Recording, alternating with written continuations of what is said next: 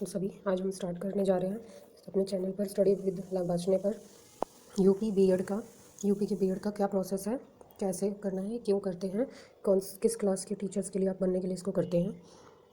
तो ये हम आपको यूपी बीएड के सारे सब्जेक्ट्स का क्वालिफ़िकेशन का स्पेसिफिकेशन का सब कुछ इसमें कंफर्म करेंगे। तो चलिए स्टार्ट करते हैं। यूपी बीएड को पर्टिकुलर 6 to 8 तक करने के लिए किया जाता है। 6 से लेकर 8 तक के टीचर्स बनने के लिए बीएड की ज़रूरत है। इसमें किसी भी एक सब्जेक्ट के लिए उसमें आपके पास एक डिग्री होनी चाहिए। एलिजिबिलिटी में आपके पास डिग्री होनी चाहिए।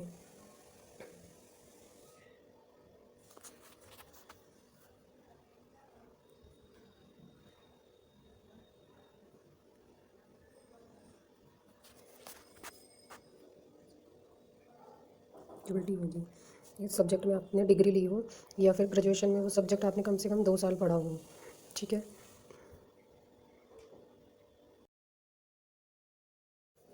जिस सब्जेक्ट में आप बीएड करना चाहते हैं उस सब्जेक्ट में आपके पास बीएड करना है, आपको उस सब्जेक्ट में आपके पास डिग्री होनी चाहिए। सपोज़ अगर आपको हिंदी का टीचर बनना है, आपको इंग्लिश का टीचर बनना है, आपको कॉमर्स का टीचर बनना है, फिज़िक्स का, केमिस्ट्री का, मैथ्स का, उसमें आपके पास ग्रेजुएशन होना चाहिए और वो आपने ग्रेजुएशन में इस सब्जेक्ट पढ़ा होना चाहिए। वो केमिस्ट्री हो, बायोलॉजी हो, मैथ्स हो, इकोनॉमिक्स हो, पॉलिटिकल साइंस हो, वो आपने पढ़ा होना चाहिए। और ये आपको हेल्प करती है टीजीटी के टीचर बनने में। टीजीटी का टीचर है, आपको हेल्प करेगा ये बीएड, और आपने हिंदी में कर लिया बीएड, आपने हिंदी में इस तरह से। तो चलिए आगे हम करते हैं। आपने ग्रेजुएशन में वो सब्जेक्ट चाहिए। अब इसके बाद में आपको एक सब्जेक्ट स्पेसिफिक चूज़ करना होता है। कुछ भी स्पेसिफिक सब्जेक्ट होना चाहिए, स्पेसिफिक सब्जेक्ट होना चाहिए उसमें आपके पास। अच्छा, एक चीज़ ये है कि कुछ जगहों पे अभी क्या है कि बीएड को 1st से 5th में प्राइमरी टीचर्स में भी एप्लीकेबल कर दिया है। कहीं पर आपको ये 6 to 10th में भी एप्लीकेबल कर दिया है और प्राइमरी टीचर में भी एप्लीकेबल हो गया है, टीजीटी में भी। टीजीटी के लिए तो आपको मास्टर डिग्री चाहिए होती है, वो मस्ट है। अब बीएड का क्या है कि जितनी भी गवर्नमेंट यूनिवर्सिटी हैं यूपी में, वो सभी एक एंट्रेंस कंडक्ट कराती हैं। गवर्नमेंट यूनिवर्सिटी एक एंट्रेंस लेती है, जितनी भी हैं गवर्नमेंट यूनिवर्सिटी सारा एक एंट्रेंस लेंगी। स्टेट का जैसे यूपी में होता है एक एंट्रेंस होगा। अब उसमें क्या है, एक एंट्रेंस एग्ज़ाम में आपकी सारी गवर्नमेंट यूनिवर्सिटीज़ रहेंगी और दूसरा एक ऑप्शन होता है प्राइवेट यूनिवर्सिटीज़ होती हैं। प्राइवेट यूनिवर्सिटीज़ एंट्रेंस करवाती हैं, उनका एंट्रेंस से कोई लेना देना नहीं होता है, तो वो उनको बस पैसे चाहिए, 1 लाख 2 लाख, इस तरह से वो आपको बीएड करवा देंगे। अगर आपको लखनऊ यूनिवर्सिटी जैसे एंट्रेंस कराती है, अलीगढ़ यूनिवर्सिटी करवाती है एंट्रेंस, तो उसमें सभी डिस्ट्रिक्ट में जितनी भी यूनिवर्सिटी है गवर्नमेंट, उन सब के लिए जो भी एंट्रेंस एग्ज़ाम पास होता है उसके बाद फ़ीस कम रहती है। तो गवर्नमेंट कॉलेज से आपको बहुत कम फ़ीस रहेगी। अगर गवर्नमेंट आपने एंट्रेंस पास कर दिया, आपके अच्छे मार्क्स नहीं है और गवर्नमेंट कॉलेज में आपका नंबर नहीं आया, तो आप जो भी एफिलेटेड गवर्नमेंट से यूनिवर्सिटी से प्राइवेट कॉलेज एफिलेटेड रहते हैं, आप उससे भी कर सकते हैं।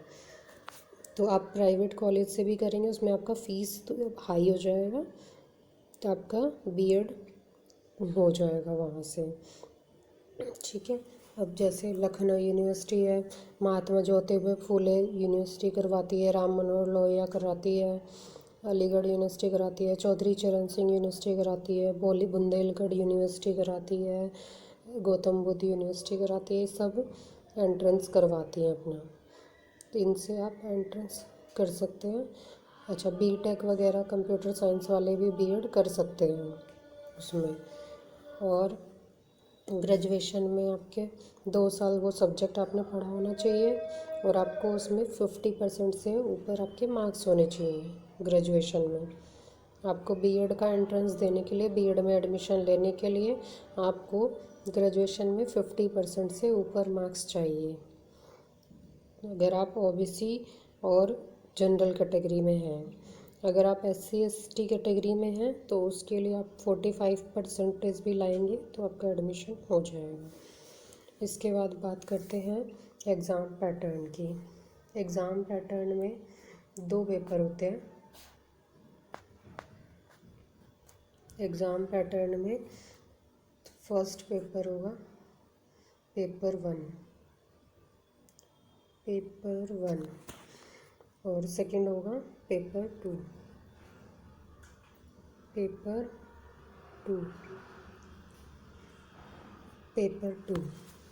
पेपर 1 में आपका फर्स्ट सेक्शन आएगा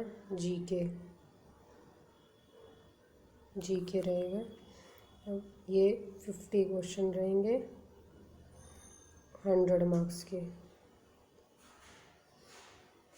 इसके बाद इसमें एक लैंग्वेज रहेगी, हिंदी या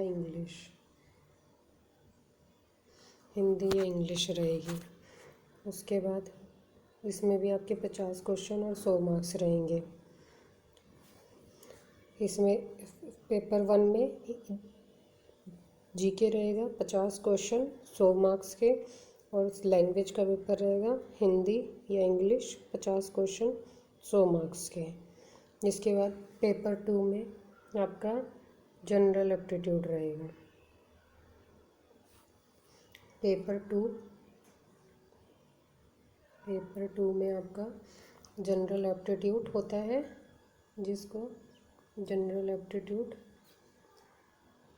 जिसमें आपका रीजनिंग मैथ्स होगा।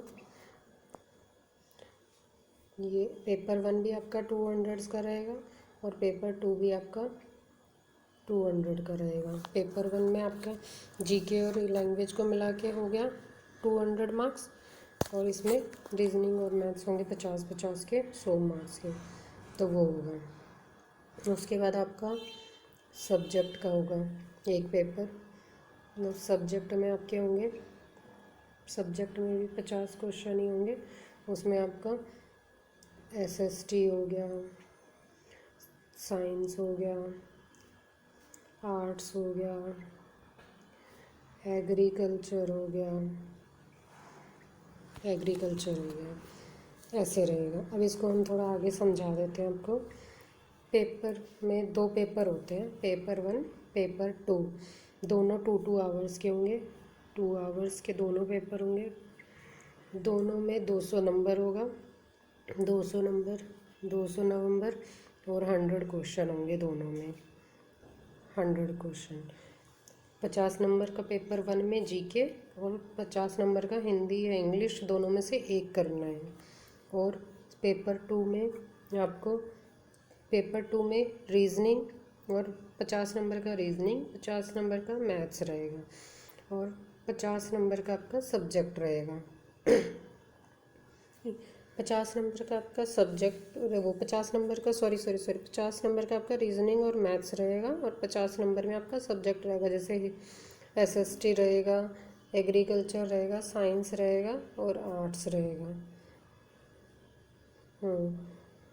आर्ट्स में ही आपका वो आ जाएगा सोशल साइंस, और एक कॉमर्स रहेगा, बिजनेस स्टडीज़, अकाउंट्स वगैरह रहेगा, एग्रीकल्चर रहेगा, साइंस रहेगा। आर्ट्स में ही आपका सोशल साइंस आ जाएगा, पॉलिटिकल साइंस वगैरह सब आ जाएगा उसमें, पॉलिटिकल साइंस, ज्योग्राफी सब आ जाएगा उसमें, हिस्ट्री सब आ जाएगा।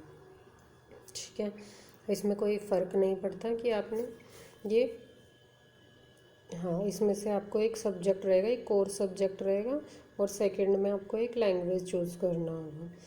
तो इन सब्जेक्ट में लैंग्वेज का कोई लेना देना है नहीं। ठीक है, उसके बाद 400 नंबर से आपका मेरिट बनती है, काउंसलिंग बेसिस पे एडमिशन होता है। इसका फॉर्म फिल होता है जनरली मार्च में, लेकिन अभी नहीं आया है, तो हो सकता है नेक्स्ट मंथ में, ये अप्रैल में आ जाए फॉर्म। हो सकता है आने वाला हो, इलेक्शन थे तो इसलिए लेट हो गया। फॉर्म शायद अप्रैल में आ जाएगा ये, और अप्रैल आपका उसके बाद में ये एग्ज़ाम आपका विद इन 1 मंथ आ जाता है। ठीक है, एग्ज़ाम आपका आफ्टर 1 मंथ आ जाता है, तो ये मई में आ जाएगा आपका, या जून फर्स्ट वीक में आ जाएगा। तो दोस्तों आप मुझे बताते रहिएगा, आप हमें बता सकते हैं इसी तरह हम आपके लिए और किस किस टॉपिक पर एग्ज़ाम्स की नॉलेज लाएं। अभी हमने ये टीचिंग एग्ज़ाम से रिलेटेड सारे एग्ज़ाम्स को चूज़ किया है कि हम इस पर आपको सारा सिलेबस, एग्ज़ाम्स की जानकारी, टीचिंग जॉब्स की जानकारी सब प्रोवाइड करवाएंगे। Thank you, bye bye. Please subscribe our channel study with लंबासने। Please subscribe, share and like our channel. Thank you so much.